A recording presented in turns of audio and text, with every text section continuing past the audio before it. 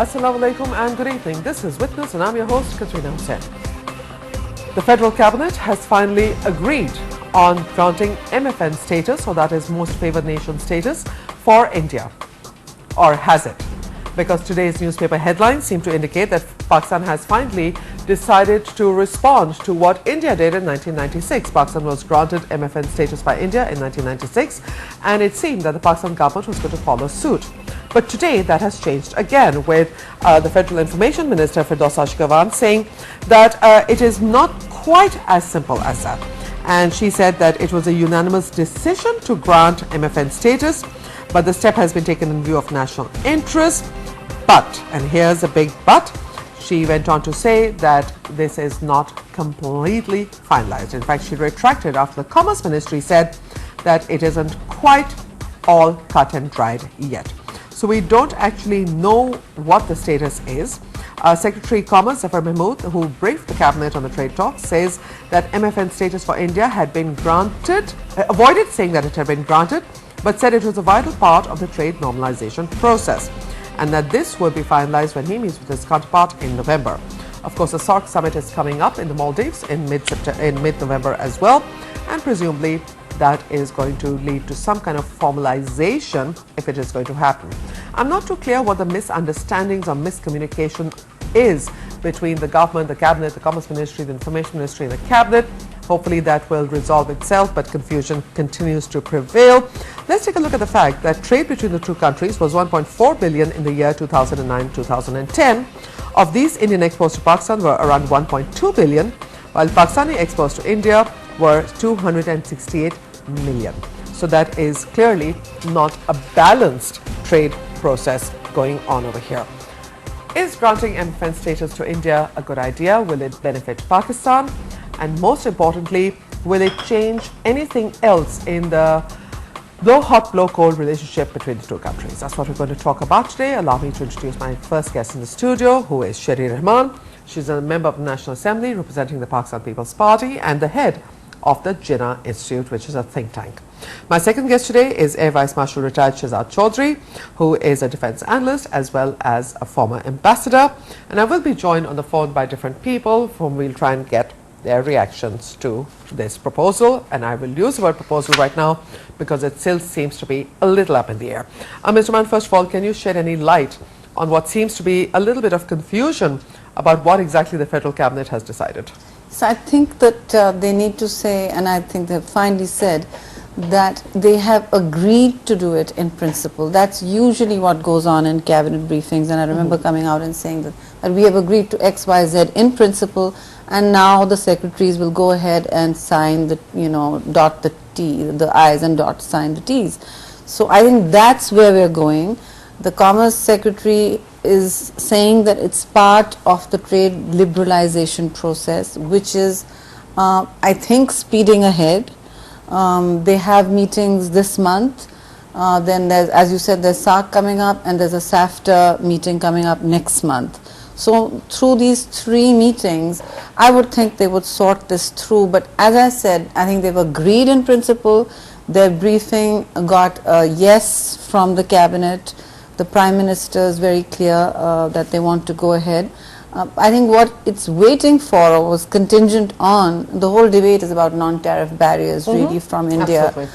And they are the negative list and the positive list. And they're looking at those signals from India, which they say now that unilaterally India has dropped one of its one of its barriers at the WTO, which we were seeking in terms of concessions with the EU for textiles. We wanted broader access for our textiles. So they're saying since they've dropped that and we are going ahead and they're considering other non-tariff barriers going down, Pakistan will also be granting this MFN, because really that's the only non-tariff barrier from Pakistan's side, and one more which is called non-implementation of some SAFTA protocols. So Pakistan really has not got any serious non-tariff barriers standing in the way of trade from India. Clearly, because India actually, while India has given MFN status in 95-96, they have a host and a slew of NTBs that hold back trade from Pakistan and disincentivize it. So I think that's something we really need to talk through.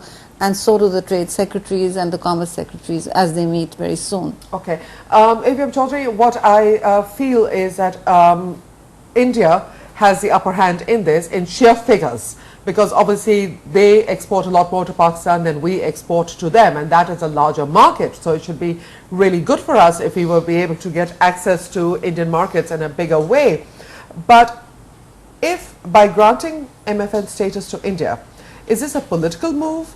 Is this something that will really benefit Pakistan or not? You know, first on the aspect of, who benefits more out of trade between two unequal partners, obviously the larger partner is going to benefit more. In India-China trade, for example, China is the bigger beneficiary just because of the size of the economy and what India needs and what China can export to India. So I think that's exactly what's going to happen in case of India-Pakistan relationship, trade relationship. And I don't think we need to be needlessly worried about that as well. Simple reason that whatever you produce in your country, you'll be able to find markets for those if there's our exportable surplus in that. What it does lead us into is a possibility of expanding relations between India and Pakistan on many other areas. For example, I feel that in the short to medium term, what is going to inflict or impact the relationship between India and Pakistan is more going to be three of the following, and which is terrorism, if one hopes that nothing else happens on terrorism, Afghanistan and how do we actually coordinate and work on Afghanistan, and most importantly trade and how does trade proceed from where we are at this moment. Also, I think in an ideal world, India-Pakistan, one would expect more investments coming out of India into Pakistan. Now, that's something that could possibly have happened earlier had Pakistan gone this route a bit earlier. But there is that political sort of a baggage that holds both these nations back. There's also a major need for a change of mindsets in India in terms of how they look at Pakistan. The more that India seems to be on a divergent path in terms of ascending on the economic path while Pakistan continues to be stagnated, you find that there's quite a bit of an arrogance coming into the Indian mindset, and that's something that bothers me. Sherry and I both are members of a few track 2 processes where we interact with our Indian colleagues very often, and that's something that I have seen growing over a period of time, and I find a lot of that happening. Maybe that's just episodic, maybe it's transitional, maybe it needs to be rectified, and I hope it doesn't actually reflect the national sort of Indian national attitude. But there is a need for one of these three that I mentioned, and definitely trade there is much more positive, needs to be looked at more positively. One of the criticisms that are going to come straightforward, and I'll address this question to both of you, is that this is what India had actually wanted, Mr. Rahman. They had wanted to move forward on trade and other issues and to thereby put Kashmir on the back burner, to put Siachen on the back burner, Sir Creek on the back burner. And critics of this are saying that Pakistan is simply falling into line with Indian desires. I think we're falling into line with the larger issues of global citizenship. I think we really have to stop cutting off our noses to spite our faces. If you want something more than I do, but it's still going to benefit me, I think I'm going to look to the critical mass of people that I can assist in Pakistan. So that's herein lies these kinds of trade liberalization questions. The other thing we need to add to this list, when you say things are put in a back burner, this is not a zero-sum dialogue or discourse or structure of options, menu of options. Kashmir is trading on both sides, and they're seeking to expand trade. Both India and Pakistan are pushing that as well. Kashmiris on both sides of the border want that to happen. And I think that we need to now understand that we are becoming two Cold War countries while the rest of the world is moving on to post-Cold War, and now they're even moving, Quatrina, they're moving on to a war more. I mean, the Cold War is thawed, it's gone. They're moving past even the G20 model now. So we are so far behind, locked into our nationalisms, that we can't get past the simple trade synergies we need in the region. This is 1/5 of humanity, and we are one of the 9 countries with the largest populations in the world, as the world touches the 7 billion mark. This demographic is looking and entitled to change its entire, if there's cheaper electricity across the border or here, as Mohtarma Shahid wanted to sell to surplus bijli over there, we should be able to do it. If the onions are better, cheaper from across the Wagah border, we should be able to get them fast and not have them sitting on the border and rotting. Now that's what India needs to dismantle. It needs to dismantle a serious slew of non-trade barriers for Pakistan. Give if me it's some examples. serious. What kind of NTBs exist against Then there are at least 8 or 9. But you can, I think one of the most serious are those that require your, for instance, they'll send textiles and they'll say, well, we need to check the dyes. Now, you can't take things apart to check dyes, and then the fruit is going from here. We need to, by the time the customs clearance has happened, that fruit has rotted. Is toast, it's over. It's juice and it's not been processed, so not very nice, unusable. There are endless stories of trucks sitting and shipments sitting on from our side of the border, ready to go, and then they're encountering that NTB over there. Some people say, I mean, the Karachi business community, I know them well, I'm from Karachi, they have a very strong case that these are deliberate and they have to be dismantled. I'm not sure that they're deliberate. We mustn't pretend that there is that much competence on that side of the border just because there is some level here. I think we are both equal in levels of competence. So we've got to just give them that benefit of the doubt. And if they've made a commitment, and we have, especially at the EU, at the WTO, the other thing is, when you sign on GATT or GATT or WTO, everybody in that, a signatory to that, has to give each other most favored nation. Okay. We are making too much of this. Making too much of this. So that's why I want to get away from the It's a good MFN. Thing, but it's a good thing. India gave it to us 16 years ago. We've taken 16 years to respond. But I mean, also, Mr. Hossain, the thing is, China is, we have given China most favored nation. If cheap goods being flooded into our market is an issue, and the cost of labor there. No, I don't think we need to. It's over now. Whatever cottage industry or whatever light industry that had to be destroyed has been destroyed. We need to worry about putting them back on their feet and making them globally competitive. Exactly. Now. We cannot. Protectionism is a thing of the past. Except India is protecting its entire agricultural. The farmers have a case. The urea lobby is the only one that has a bit of a subsidy. The rest don't in Pakistan. We are globalizing, and India is protecting entire agricultural produce right now. Which is good about. All its inputs are protected, so is the United States. Aren't they protecting? Yeah, they are. So it's only good if communities that are trading with each other are not doing it.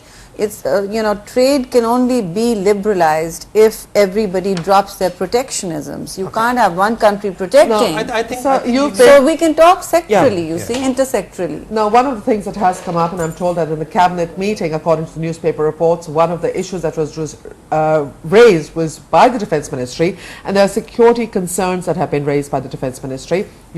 You were part of the defence establishment. How comfortable do you think the military and the entire armed forces are going to be with this? Look, I think when we want to move as a nation, we must move as a nation. I mean, it is not that one part of the nation has got reservations. I'm sure all this should have been discussed or must have been discussed before we reached a point where the cabinet is going to make this decision of giving a most favoured nation status or not. I don't think that, really, we are holding back into the past. And we cannot afford to let our people live in the past. We've got to move on with times, and that's an important area. Now, it's not to say that what the difficulties or the problems that we have between India and Pakistan are non-existent. They're very much there.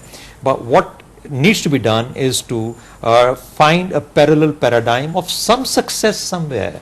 Although we've been saying for a long time, it could have started off with the Siachen or the Sir Creek, something would have been signed, and people on both sides would have felt that it is possible for the two sides to work together to make some progress. If that's not happening, and it's not likely to happen because of the entrenched nature of those difficulties, then what needs to be done is to look for other avenues. Now, there are 21st century challenges which are actually looking into the face of both nations. Unfortunately, both sides sleep over it. We just don't want to look at the possibilities which exist in the future, both in terms of promises as well as the challenges. And therefore, for example, the environment, I believe, the water resource is a very, very essential part of what we need to do. Now, what are we doing between two nations to look at our reservoirs, so to say, in the glaciated north as well as, all the, so those are the areas that we have entirely sort of taken off our radar screen. I have to bring this up because the chief of the Pakistan Army has on public occasions said that he is India-centric. The entire defense is geared towards an India-centric approach. We have the bulk of our troops on the border with India, despite the fact that we have so many problems on our western border as well. It's not something that the military establishment is going to take down as comfortably as the military establishment is not going to go to war also because of this. They're not. So let's look at the facts there.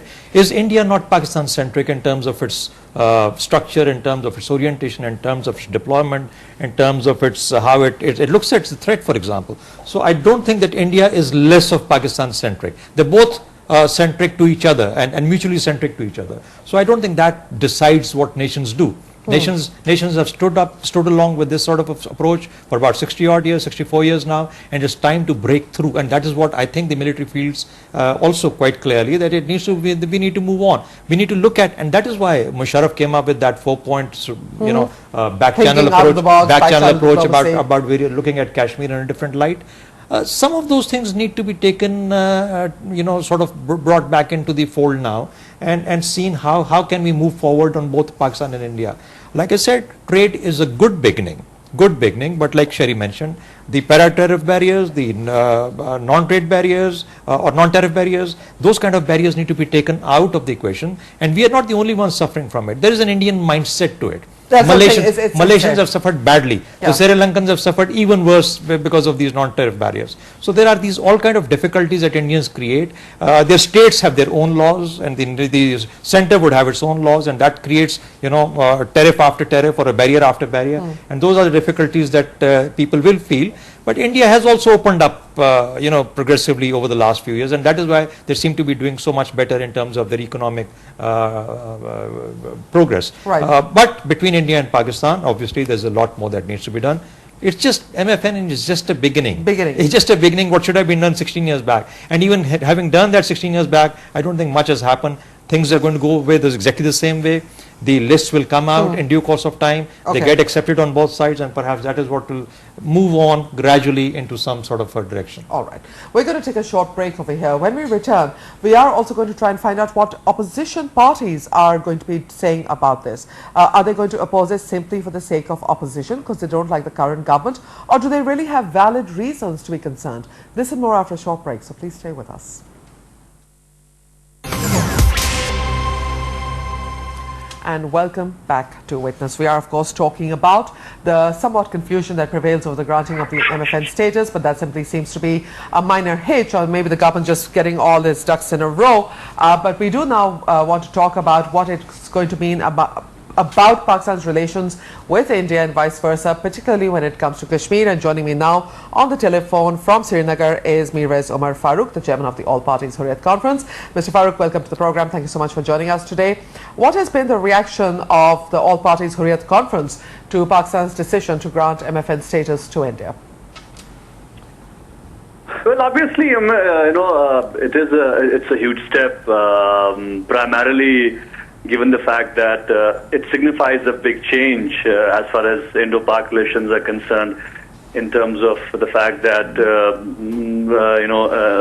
the two countries are talking more in terms of economic cooperation, which we are not against, of course.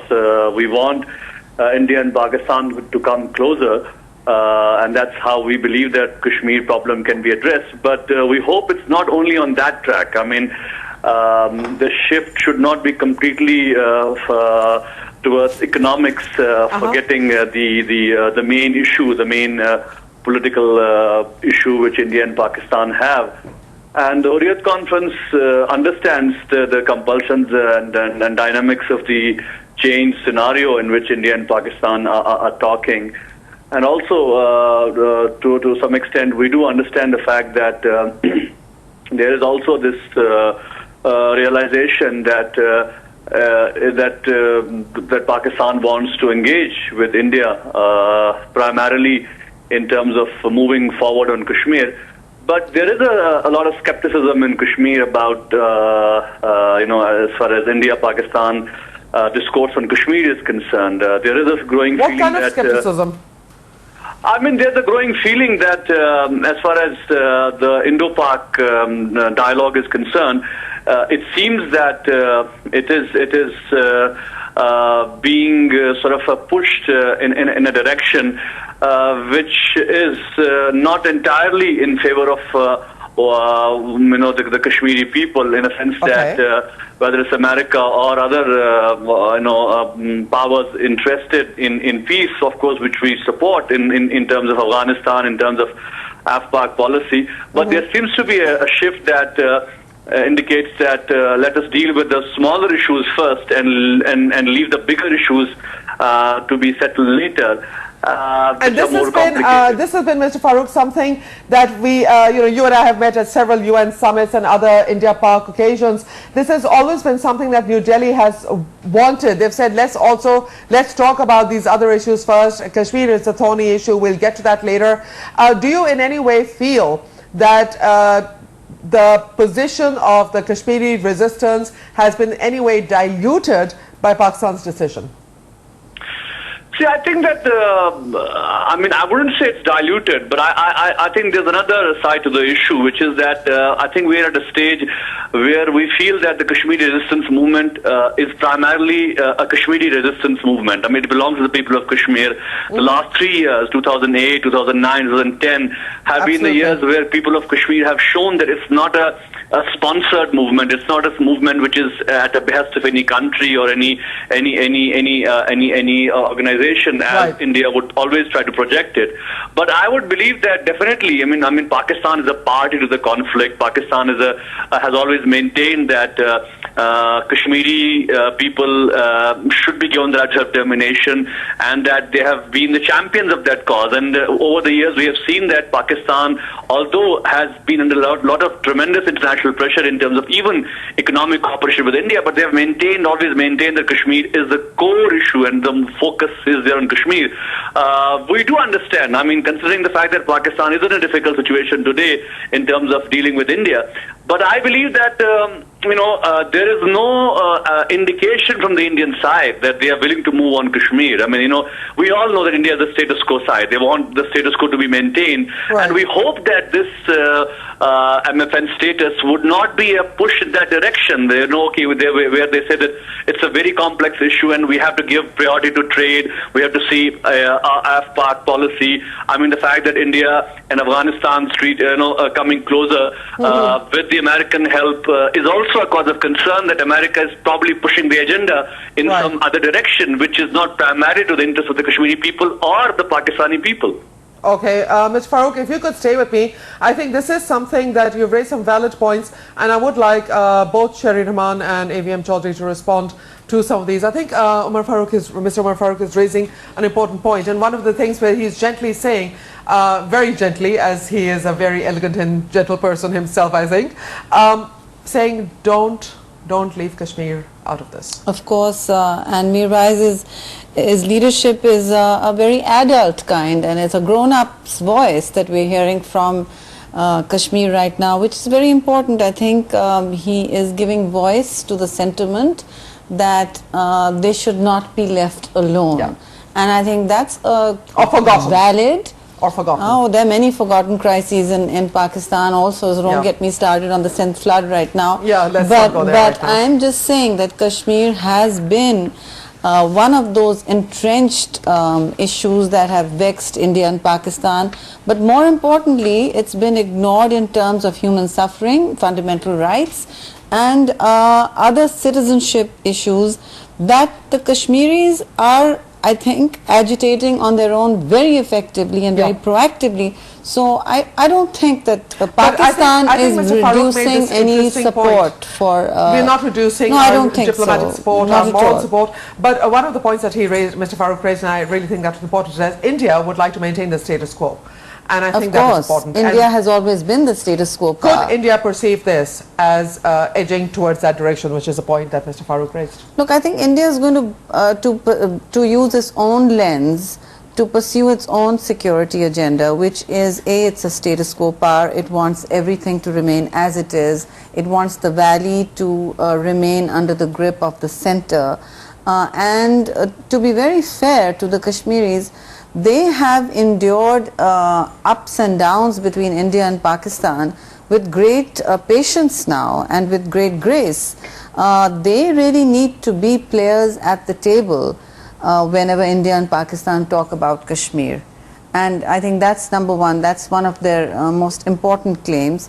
They do know that Pakistan has not abandoned the Kashmir cause morally and diplomatically. Thirdly, And we won't. And of course we won't. Thirdly, it remains a core issue. It remains central. It remains central to all dialogue between India and Pakistan, track 1, 2 or 3. And fourthly, I think there has to be some resonance amongst all of us that, you know, when you say there are 4 points and a back channel that Musharraf brought up, well, he didn't discuss it with his cabinet, but we all know what it is, and the Hurriyat leadership was also taken on board. Those were all things for India to do: demilitarization, you know, easing of... I think we've lost Umar Farooq. Let's try and get him back on the phone as well. Yeah, so he knows all those. He knows all these things. So I mean, really, I said at this track 2 dialogue, I said there's no issue. You go ahead and do them in your part of India. Give relief to the valley. Absolutely. And why should, in fact, Pakistan would be okay with that? You need to be completely moving back from what are known as entrenched positions, but this is without prejudice to our stated position on Kashmir. That is without. For me, in many ways, AVM Chaudhry, my concern with Kashmir has always been, first and foremost, has been the human rights issue. To me, Kashmir has always been all about human rights and not about territorial gains or anything like that. That's the way I've always perceived it. Will Pakistan's flexibility in MFN help to also enable us to be able to explain to the world community that, look, it's when we say Kashmir, we are not just making this a sticking point because we just want to keep fighting with India, but because it's a real problem for the Kashmiris. I mean, God, that's not on the global radar, is it? When are we going to get, when is the world going to sit up and realize that Kashmiris in Indian occupied Kashmir are being persecuted all the time, and we haven't been able to push this? You know, we have failed at this. You know, a couple of things. One, that Pakistan has supported Kashmir cause and the Kashmiris now for 64 years, ever since the problem began. Pakistan has also paid a price in many ways by keeping a relationship with India whereby Kashmir has been at the core of our relationship in terms of the difficulties, and therefore Pakistan has paid a price in terms of its economic prosperity, development, etc. We've gone to 4 wars on Kashmir, and we also believe, and I think we've also moved on. We've also moved on from that position by saying now that it's no more a territorial problem. It is much more of a human rights problem. It's much more of a problem with the Kashmiris as people, and that is what needs to be addressed by the world and by the 2 countries. Importantly, we need to understand that it is equally a stigma as far as the Indian image is concerned. But they cover it up so well. Indian image is concerned in the world, and India carries that baggage with them. As far as the Kashmiris are concerned, you know, like Pakistan has always stated, Pakistan has moral support and given moral support as well as diplomatic support. Pakistan will continue to do that based on how the Kashmiris need to move forward with respect to their own status with the Indians. Kashmiris decide that, Kashmiris determine that, and Pakistan has stood by them in any such situation. And we will, Mr. Farooq has joined us again. Mr. Farooq, sorry, we lost the phone connection earlier. One of the issues that I really would like to talk to you about is that, again, you know, because Pakistan has been beset by so many of its own problems with terrorism and what's been happening, that everything that has been happening in Kashmir for the past 2 or 3, 4 years has not been as adequately highlighted, even in Pakistan, let alone the rest of the world. Do you think that Kashmir is in danger of becoming a lost, forgotten case as far as the world is concerned? Well, I wouldn't say so. I believe, you see, ultimately the question of Kashmir has to be decided by its people. And I think the people of Kashmir have amply shown over the last 65 years in general and over the last 20 years in particular that they have the will and determination to move on. I mean, after 47, this is the third generation of Kashmiris. Right. And who would have imagined what we saw last year in 2010 when 122 boys ranging from 16-year-old to 22-year-old were killed, mostly students. Exactly. Those people who don't know what happened in 1947, who don't know what happened in 1965, who don't know what happened in 1971, they only know one thing, that they want a better, a brighter future for themselves. Absolutely. And they have seen only sacrifices which have been made. So I believe that, yes, we would definitely want diplomatic support, moral support from international community, from the world community. But at the end of the day, we have seen that the will of the people will prevail. And that's what is keeping the people of Kashmir going on, in spite of the fact that India being such a huge country in terms of economy, in terms of military might, in terms of its influence increasing at the world level, it has not been able to absorb the Kashmiris in a sense that they would like to. So I mean, everybody's talking about India, right from the corporate world to the huge economic opportunities and incentives India has thrown to the Kashmiris. But I think that what has ultimately mattered here in Kashmir is that the people are not ready to reconcile with as far as their rights are concerned. So I think that is important. I mean, yes, of course, we want the support of Pakistan, but I think primarily Kashmiri movement has to stand its on feet, and that's what the people of Kashmir have shown over the years, that they have the capacity to be on their own feet. Whether the world supports us or not, we are not going to just ignore the sacrifices, and we are not going to just stop our movement. Absolutely. Mirwaiz Umar Farooq, thank you so much for joining us for this segment of Witness. It's time for me to take a break. When we return, we will, of course, go into detail about what possible gains Pakistan could get, but what sticking points still remain. This and more after a short break. Please stay with us. And welcome back to Witness. We are in our last segment when you're joined on the telephone by Senator Haroon Akhtar from the PML like-minded group. Senator Haroon, welcome to the program. Quickly wanted to get your take on the Pakistan's decision in principle that they're going to be signing they're going to be giving most favored nation status to India. Do you think that will benefit Pakistan? Thank you, Quatrina. I have a couple of concerns about that. My first concern is that Pakistan was already given the most favored nation status by India, and under that status, our exports to India are around $500 million. Well, yeah, quarter. Around that, ballpark figures. I don't have the exact figures with me. Yeah. And India did not have the MFN status, and its exports to Pakistan were around $1.8 billion. So there already exists a trade deficit of $1.3 billion between the two countries. An imbalance, yes. So obviously, when India has an MFN status, their exports to Pakistan are going to increase, because Pakistan already has an MFN status. Right. So in all likelihood, the trade deficit between the two countries is going to increase. And I fear that Pakistan may become a dumping ground for Indian goods. My second concern is that what have they gotten in return? We are only hearing that India has gotten the status, but we're not hearing in return of what? Because there were a number of issues being discussed. Very good point. In the two countries. I'll tell you what we've got. I'd like to hear that. And thirdly, if Pakistan only got India's consent on the special package that the European Union was giving Pakistan, and India was holding on to that. Yeah, which is, by the way, that was only $300 million for one year deal. Yeah, it's a one-year deal. I hope they've done their homework well, and I'd like to hear from some ministry person that what are the numbers? How is Pakistan going to gain out of this? Okay, just stay with me now. Sherry is not from the ministry, but she definitely has some of the data. Mr. Man, this is one of the questions, of course, that I did want to ask. Information, you do have. My follow-up on what Senator Haroon was saying is that what did we gain? No, I think we have to look towards future gains, which are a question of increasing trade within the region. We are looking towards a larger economic integration through SAFTA, which is a regime all parties agreed on.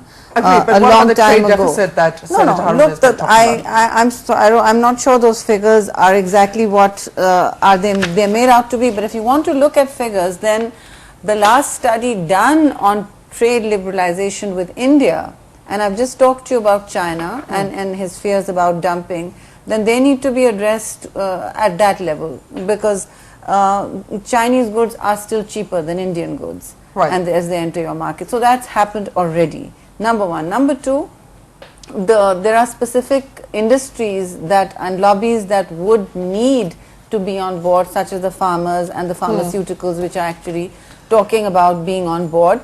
There are large business lobbies and commercial lobbies in Pakistan which are very pro this, and there are reasons for that. But when you come to trade, there are $800 million to be made by liberalizing trade with India. This is a study done by the State Bank unofficially some time ago. Excuse me, by Ishrat Hossain, who was the former state. Right. So there are many projections made like this. Some take it to 2 billion, some take it to Look, 800 India doesn't billion. need us. Let's face it, they don't need to trade with us, do they? Well, I think they do stand to gain. They're a smart economic power, and we are being unsmart when we say, okay, what do we, there may be a trade deficit. Yeah, I think economy is a very important part of soft power these days. And you know, you have to and the Indians are looking to impact the region. They want to really make their place, and therefore that is what they're looking at. Now, when that happens, does Pakistan gain or Pakistan lose out of it? Yeah. I think, you know, in an interconnected economy, global economic relations, the nations will have to find their own niche. You know, you really can't continue to depend on 2, 3, 4 identical products But that both sides create. I just want to add over here, one second, sorry. I just want to add, so I don't want to break what you say, that what we have is, we're talking about formal trade figures. Now you must be computing, you analyze a lot of things, you must be computing what goes on from Dubai, from everywhere else. So what are you saying? That's undocumented economy. But the let's put the taxes on, right? You know, was this a unilateral gesture made by Pakistan, or did we get something in return? No, look, I mean, what are you getting for the in the short term, very short term? I'm sure there's a quid pro quo on the what is it called, barriers. On the European. Yeah, but that was a 1 year off. Right. No, but it's very important to Pakistan. That is one. It is extremely important. Yes. Yeah, let me say point 2. The Indians, when you address this question to the Indians, they say first and foremost you need to identify the non-trade barriers to us, non-tariff barriers to us, and tell us what are those non-tariff barriers that you want removed. Identify those. 2, they say, because since Pakistan has not yet granted an MFN to India, really we cannot begin to have our trade interact in a way that the MFN countries must. And thirdly, you are signatories to SAFTA. Yes. The South Asian Free Trade Authority, and it has to come into effect. And unless until you do this, really the SAFTA will not find its feet. I think many of South Asian initiatives. You got to move beyond numbers. You got to move beyond numbers and be able to see, okay, what are the bigger benefits that you get out of it. Last words here, Senator Haroon. Will your colleagues be supporting this government decision, or are you going to oppose it in Parliament? Quatrina, I can speak for myself and most of my colleagues. We would like anything and everything that benefits our nation. We are all for mutual trade. We are all for good relations. We are all for expanding the trade in the region. We are all for regional trade benefits. But I would like to see what specific benefits are we going to get in return of this. Okay. Both the honourable guests are making a lot of sense, but I want to hear from the government what are the projections. We already were an MFN.